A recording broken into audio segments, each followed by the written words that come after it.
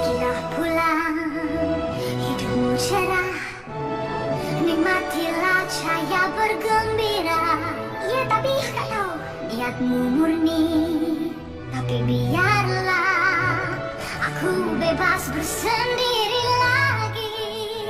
Selamatkanlah diri dariku. Tapi tak boleh, apa tak boleh? Soalnya kakak tak tahu apakah itu. Avondale di Sungai Salji. Apa? Kakak dah bekukan bandar Arendelle? Seluruhnya? Seluruhnya? Tapi tak apa, kakak boleh carikan balik. Mana